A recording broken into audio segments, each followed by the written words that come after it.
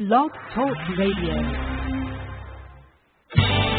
Welcome to Esquire Coaching Radio, where we help attorneys achieve unparalleled personal and professional success. And now here's your host, Ann Jenrette Thomas. Hello, everyone. Welcome to the Esquire Coaching Radio Show. It's such a pleasure to be here with all of you today. As you know, Esquire Coaching is a coaching and consulting firm that is dedicated to helping lawyers achieve extraordinary whole life success. And to that end, we discuss the full range of topics from building business to getting a job to work-life balance and everything in between. Today we have a very special guest who's going to talk to us about understanding and using LinkedIn effectively. We all know the importance of LinkedIn, and when used effectively, LinkedIn can provide visibility, credibility, and approachability. Susan Tabor-Kleiman will address how to create a compelling profile that accomplishes your objectives and engages your target audience, whether it's better branding and general credibility, expanding your network, being found by others, or preparing to look for a new job. One way that Susan differs from other LinkedIn experts is her focus on content. She says, all the tips and tools are great, but if your profile stinks, then they aren't going to get you very far. And she realizes that most people fail to recognize how much they can customize their content and how valuable it is to do so. Susan was an assistant DA and civil trial lawyer before starting her own business called Your Professional Writer, where she works with professionals and entrepreneurs to create customized LinkedIn profiles that have them shine. She does these through a structured strategic session which guides her clients. Susan is also a frequent workshop presenter at corporations and law firms and a lecturer at the Wharton School of Business. Recent media appearances include MSNBC's Your Business with J.J. Ramberg and Good Day Philadelphia. Welcome, Susan. Thank you so much. I'm so happy to be here. I'm so glad you're here. I love this topic. I think it's crucial that we talk about using LinkedIn the right way because it does so much for us. So before we dive right in, I just want to remind our listeners that if you have a question for Susan directly, there will be time at the end of this interview. Just call 347-838-8719 and press 1 to get in the queue. 347-838-8719 and press 1 to get in the queue. Okay, Susan, so we all know what LinkedIn is, but is there anything in particular that you want to just state about what your understanding of LinkedIn is? It's interesting because just as you asked that, something came to mind, which is LinkedIn is evolving and it changes over time. Because like you said, we all know what it's there for, although there are some misconceptions because some people really do believe LinkedIn is only if you're looking for work, which it is not, because it is a networking site and it's a credibility site, it's a branding site, it's all this. But what I would most want to point out right now is that it changes over time. For example, 6 months ago, you couldn't, there was no system in place for recording your contacts, recording information about your contacts. Now there is. You can include how you met the person and information that the other person can't see. Several months ago, you couldn't include projects. Now you can. So, for example, now you could put the link to your new book, and that could be in its own section. You couldn't do that several months ago. So while the fundamentals of LinkedIn are there, it does change. It's an ever-evolving platform. That's such useful information because I think people forget that, and I love that you're bringing that to our attention. So you mentioned earlier that there are one of the reasons why we have LinkedIn is to be able to network and connect. Who should our attorneys, our listeners, really be connecting with? That's a very common question, and sometimes I like to look at it in terms of who don't you want to connect with? Because really you want to use LinkedIn to have a wide range of contacts. And this can be other lawyers, it can be referring lawyers, it can be former clients, it can be your hairdresser, it can be people really anybody who can contribute in some way to your professional life. And by the same token, people to whom you can contribute as well, because it's not just about who's going to help you, but it's also who you can end up helping. Oh, I'm so glad that you said that, because one of the things that I think is extremely important is recognizing that with networking, you do have to give, and oftentimes you have to give before you can receive. So thank you for pointing that particular piece out as well. Right, and what about to say a tip. I'm sorry? I was going to say, just say a little more I want to hear what you say. Some people wonder, okay, so I have all these connections, well, so what? Now what do I do with them? And to just give a couple of ideas on the ways that you can use these connections is you can look in your news feed, which is, I guess, like the Facebook wall. It's where when you go and sign into your account, it lists what's happening that day. So if you notice, let's say, Ann, you and I connect, then you have a new connection today, and her name is Janet. I'll notice in my news feed that you, Ann, are now connected to Janet. I can go hover over Janet's name. I can see what there is to know about her, and I might want to meet her for some reason. And then I can go back to you and say, hey, Ann, would you introduce me to Janet? So that's one way that you can use your connections to then continue to build out your network. Oh, that's interesting. So it's really multiple levels or tiers of connections that you're talking about. Yes, absolutely. Okay. So do you have any tips about how to best utilize your connections or how to connect? Well, those are two different questions in some ways, and in some ways they're related. So how to connect? So let me answer this in say a couple things about that. So how to connect is very simple. You send a connection request to the person you want to connect with. What I recommend that you do, LinkedIn has a default message when you click connect that says, I'd like to add you to my professional network on LinkedIn. And I recommend that you do not use that default option, but you instead send a note. So that's actually how you connect and also a way to use your connections, because you can begin to form a relationship or you can continue a relationship just by including a note. It was so nice meeting you at the networking event today. I'd love to connect. Or it was so nice meeting you. I'd love to continue the conversation. Whatever it is that's appropriate for that person and the reason you want to connect. Because truly, you don't want to just connect with anybody just to connect. You really want to have some thought that goes into, it doesn't have to be something highly strategic, but there's a reason that you want to connect with this person. So including a personal note, first of all, it's polite. It reminds them of how you met, and it tells them why you want to connect. That's on the one side when you're sending the request. Although I just have to say as a caveat, if you connect from an app from your iPad or from your phone, it doesn't give you the option to send a personalized note. So I recommend that you don't connect from those platforms and you do it from your desktop or your laptop. Or if you do that, just send a quick email saying, oh, I just sent you a connection request and blah, blah, and explaining why. On the flip side of that, one of the questions I get a lot is, who should I accept requests from? And again, that's a personal choice if you want to be somebody who loves to have a lot of connections, and there's nothing wrong with that. I've taken kind of a middle ground approach between some people are extremely conservative and only accept people who they know well, which to me isn't necessarily the best approach, like only going to networking events where you already know everybody.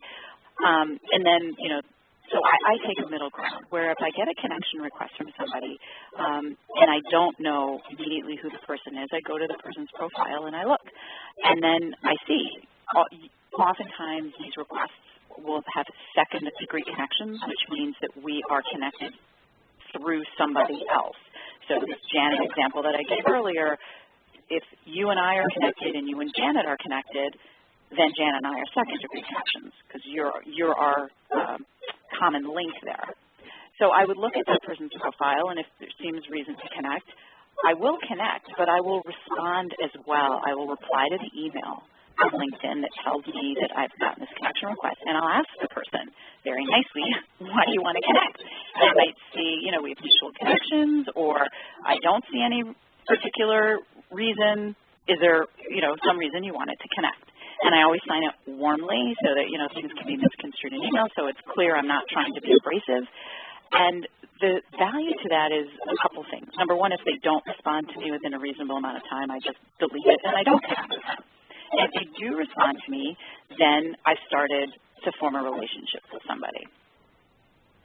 Wow, that is such a brilliant tip, especially the signing off with warmly. I think that is something it is so easy to misconstrue a communication in writing, you know, especially on these social media sites. So I think it's simple and effective. Now, I just want to go back to this example of the Janet, the second-degree connection. When you're trying to, you mentioned about customizing that personal message. Mm-hmm. What do you recommend when there's a second-degree connection? Do you say something in the message saying, oh, we're friends with so-and-so, and so I thought it would be good for us to connect? Right. So you're saying if I were to send the connection request, so this example with Janet, I see you've connected with Janet, and I want to be connected with her, so I sent her a request. Is that what you're asking? Yes, yes. Okay. So in that situation, first of all, before you get to that, I think even a better approach is for me to ask you, Anne, would you introduce me to Janet? And then you make the introduction, which is even easier than me writing, you know, more or less cold email or request to her through LinkedIn. And most of the time, people will do that. But let's say you don't want to wait or the person hasn't gotten back to you. So, you know, a year or two ago, a friend of mine connected to somebody.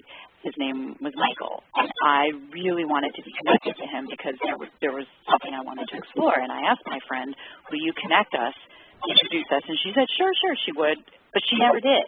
So I got tired of waiting. So I then, I sent the request. And to answer your question then, how would I do that? Exactly. I would say, you know, I see that we have a mutual friend in Julie, and I'm very interested in what you do, and I'd love to connect. Or whatever, you know, whatever the situation is that applies to that, you know, keep it short. You don't have to go into a long story. It's really just to introduce yourself, and if there's more you want to say, then I would just say, I'd love to connect, and maybe, and then I can tell you more about what it is I'm interested in exploring or whatever. Keep it really brief, but make it personal. Perfect. What's really great about the advice and tips that you give is it's so practical and actionable. I love it. Great. So talk to me about your URL on LinkedIn. All right. The URL is when you sign up for LinkedIn, you are given a URL, www.linkedin/ and then some other things, and then it has your name and some numbers. Everybody has their own URL when they sign up, and it's a link to you through the LinkedIn website. But you can customize that URL, which I recommend that everybody do, and you do it in the edit mode. All you have to do is be in edit mode, and then you go to your URL and you click edit. And then the rest of it's not terribly intuitive. You have to look around a little bit, but it's like personalize your URL. And you type in, there's a little box, and then you type in your name. And if your name is not that common, you'll have exactly your name. If it's it'll just be linkedin.com/ whatever, your name, and that's it. And it looks really nice, and it's also better for search purposes. If you have a really common name, then you might have to enter a middle initial, or you might have to put a 1 behind your name or a 2 or something like that. But I recommend that everybody go in, claim your name as soon as you can, and personalize that URL. And then if you're looking, once you have a LinkedIn profile that you love, then go ahead and put that URL in the bottom of your signature line. If you're looking for work, that URL should go on your resume. You really use that as an opportunity to send people to you and to your profile.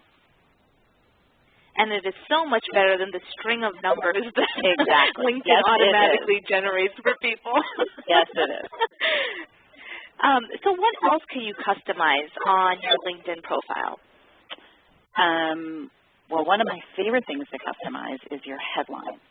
So the headline is I don't know how many of your listeners are looking at their LinkedIn profile right now.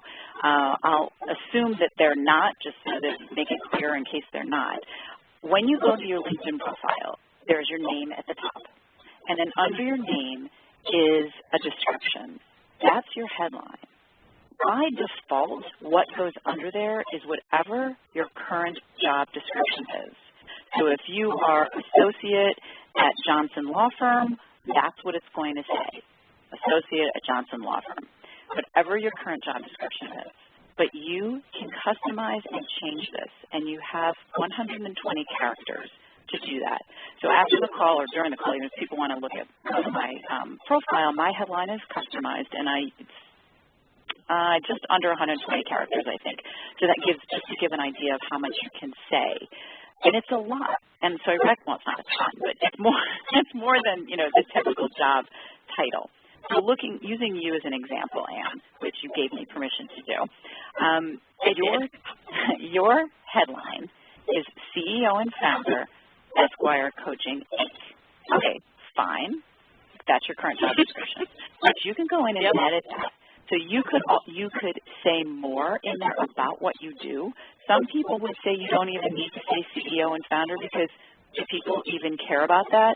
You know, they care. But when you only have 120 characters and you want to be strategic about what you say in there, you might want to use that valuable character real estate for something else. You might want to say how you're a keynote speaker, or you're a professor, or you're an author.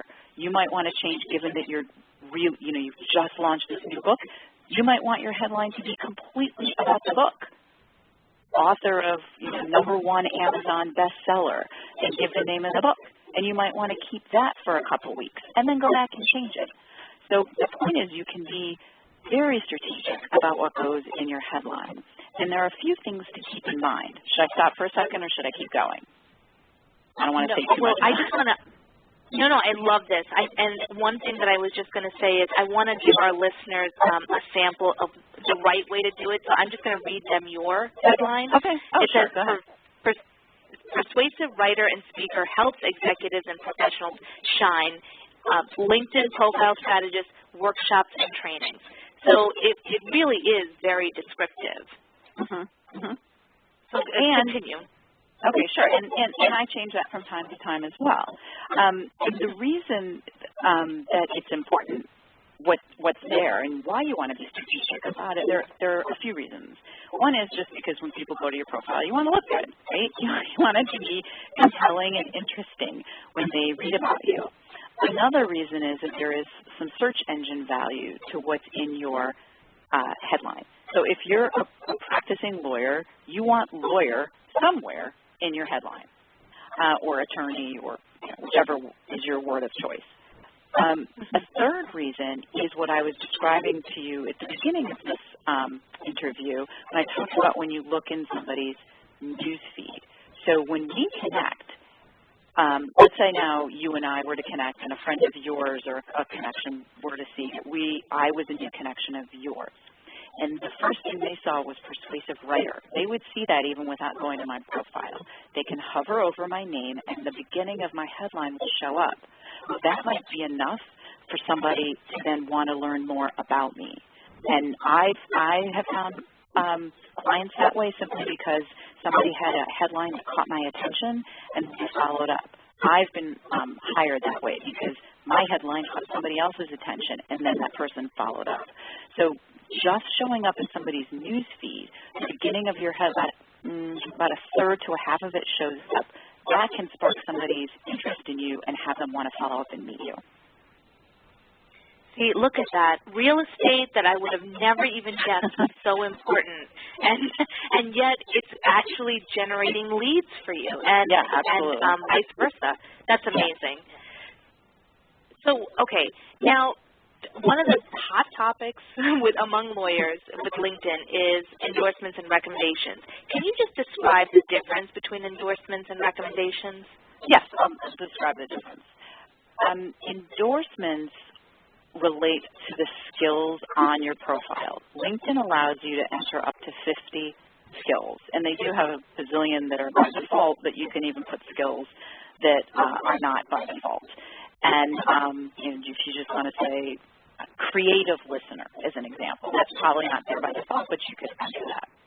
And you can choose the skills that you include, and then people can endorse you. And by that, it means there's a little plus sign by whatever that skill is, and that just means they're endorsing you. Now, what does that really mean? I don't know. It's kind of like it's supposed to mean that that person thinks that you can do that. But as we all know, any of us who spend any time on LinkedIn, we often get endorsed for things that we don't do by people we barely even know. So, how much value is there? There's some. And I'll tell you one way that I use endorsements, and that is I use them to maintain relationships with people. So if somebody endorses me, I send that person a thank you note. Now, I don't send them a handwritten note on Crane Stationery, but I shoot them a quick email or send them just a quick message through LinkedIn. Thanks for the endorsement. And if it's somebody who I haven't spoken to for a while, I will generally say, how are things going or whatever. So, again, it can keep you, remember, LinkedIn is a networking site, so it keeps the relationship alive just by simply thanking somebody for an endorsement. And, to be quite honest, if I go to somebody's profile and they have 75 endorsements or 99 plus endorsements, yeah, that does make me think, oh, that person must know what they're doing. So there's that. And then there is some search engine value to them. And, there are some lawyers who are concerned about whether this is permissible advertising, same thing with recommendations. And for that, I say that you need to know what's appropriate in your jurisdiction, and some lawyers will put disclaimers there and so forth. I know we're not going to get into that now, but I just wanted to mention that. And then, right. And you also have the opportunity to remove an endorsement or a recommendation or not make it visible if you do have any concerns, correct? Absolutely. You have complete control over those sections, and you have complete control over everything on your profile, which is a great point. So with regard to recommendations then, a recommendation will not show up on your profile until you accept it. So if somebody writes you a recommendation, for most of us, the way we get recommendations is we ask for them. Occasionally people will write an unsolicited recommendation, which I highly recommend that you do because it's wonderful karma, makes people's day. It's a wonderful thing to write a recommendation for somebody else when they didn't even ask for it. But as a practical matter, usually how we get them is we ask for them. So let's say I've asked for a recommendation. I will get an email from LinkedIn telling me that Bruce has recommended me. And I will have the recommendation, and I'll look at it. And I'll always check for typos. There are a lot of them frequently. And once it's clear, if the recommendation meets my approval, I just click accept, and then it shows up on my profile. But if I don't accept, it doesn't show up on my profile. So it doesn't show up until you say it. Oh, that's great. I mean, I think having that control is so important, especially when you're concerned. I just want to take a minute to remind the listeners we only have a few minutes left in this interview, so if you have a question for Susan, please call in now, 347-838-8719, and press 1 to get in the queue. That's 347-838-8719, and press 1 to get in the queue. Okay, I just want to follow up with something that you mentioned, Susan, that I think is important. You talk a lot about how LinkedIn is there to build relationships and really be a network, and you gave some really great examples about starting that relationship and trying to, at least a few tips on trying to maintain it, like the endorsements and so forth. Do you have other tips on over the long haul on how to keep these relationships going? Well, a couple answers to that. One is it's really just how you would keep any relationship going. LinkedIn is a great place to record the people with whom you have relationships. So one is it's there as a reminder. Another is you can get notifications of people's birthdays, their work anniversaries, things like that. So I get a notification, I don't know, a few times a week on whatever event it is that's happening for somebody.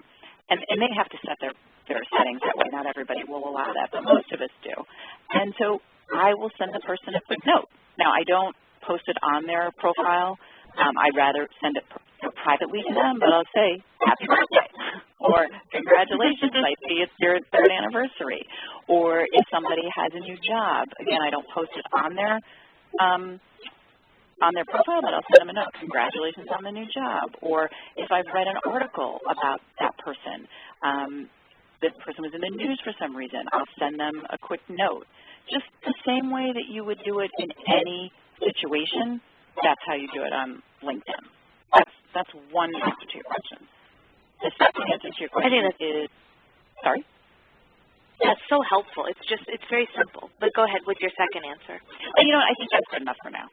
Something that was a little more attenuated, so that's fine for now. Okay. So now talk to us about what are the most common mistakes you see with LinkedIn profiles. Well, there's some pretty typical mistakes that people make, like not having a picture. I cannot emphasize enough. I think LinkedIn says that you're seven times more likely to be viewed if you have a picture. Plus, just think about it. When you go to somebody's profile and you don't see their picture, it's just automatically not as engaging. Another big mistake is not filling out the summary section. I'm looking to you have a summary section. Is that right, Anne? I do. Very brief. You have 2,000 characters. You can really use your summary to really tell your story, really engage your audience, talk to your audience. This is not, and this kind of goes to another error, which is people treat it like a resume. You're really missing out on a lot of opportunity if you treat LinkedIn like a resume, because with 2,000 characters, you really have a chance to talk to your audience, which goes to what I think is the biggest mistake that people make on LinkedIn, which is not figuring out why they're there in the first place. And the reasons can change over time. So you may have joined LinkedIn just because everybody said you got to join LinkedIn, so you join LinkedIn. But now you're trying to develop your reputation and get speaking engagements, or you're thinking about leaving work in 6 months. So whatever your objective is going to inform the information that you choose to share about yourself, most notably in the summary section, other places as well, but the summary section in particular. Wow. Susan, what amazing takeaways. I mean, some of the key things that I'm definitely going to go and use and start implementing right away is changing my my summary, changing my header, and really figuring out how to utilize those notifications as a way to continue to build relationships. These are just some fantastic tips that you gave. I'd love for you to share with our listeners how they can reach you and, you know, whether to utilize you for your services or if they have any additional questions. Okay, sure. So you can find me on LinkedIn, and it's under my name, Susan Tabor Kleiman. My website is yourprofessionalwriter.com. And my email is susan@yourprofessionalwriter.com. I also have a Facebook page and Twitter. I don't spend too much time on Twitter. And the work that I do is somewhat of what we're doing right now. I have individual sessions with people, coaching sessions, where we look at your profile together, and I'll go through it with you and make suggestions and strategize based on your objectives. I also do workshops at law firms. I do travel for them. I do workshops at firms and companies. And then I have a VIP service where I write the profile for you. I take a limited number of clients a month where I do that. Such excellent services. I highly recommend. You can hear from today's interview that Susan has a vast array of knowledge here in this area, and she knows how to make your profile shine. Susan, thank you so much for being here today. It's been my pleasure. Thank you. And I want our listeners, I want you all to keep this conversation going. What did you learn about changing your LinkedIn profile? Or show us your before and afters. You know, take a screenshot. You could share them on our Facebook page or via Twitter or on our LinkedIn group. You can find all those links through our website, www.esquirecoaching.com. Next week, we won't have our show, but we will return on April 9th, where we'll interview Paul Lipton, author of The Hour of the Wolf. It's a great story about ageless living and not letting life run out on you despite the demands of practicing law. Until then, be well. Thank you, everyone.